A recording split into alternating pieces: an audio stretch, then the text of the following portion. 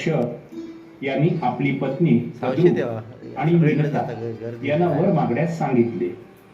कद्रूने 1000 पुत्र प्राप्तीची इच्छा व्यक्त केली, तर विनताने 2च शक्तिशाली पुत्र मागितले. 500 वर्षानंतर कद्रूच्या अंड्यांमधून 1000 नागांचा जन्म झाला. विनताची अंडी फुटली नाही. तिने अधीर होऊन त्यातील एक अंडे फोडले.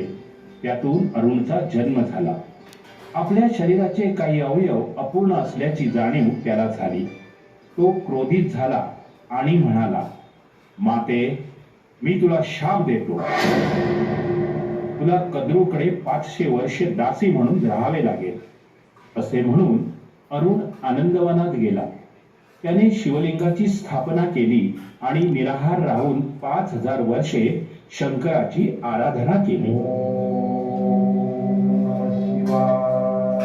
तप करत असताना तो इतका तप्त झाला की त्याच्या नाकावाटे अग्निज्वाळा निघू लागल्या. त्याचे तप पाहून शंकर महादेव त्या लिंगातून प्रकट झाले.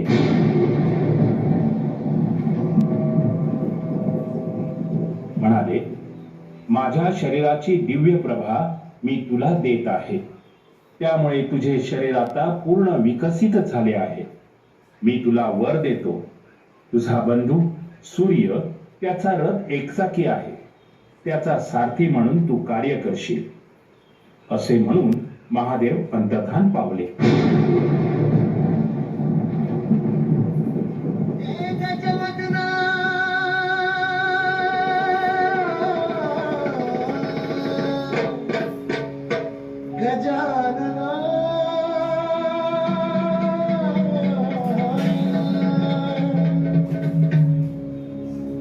गौरीचा नंदन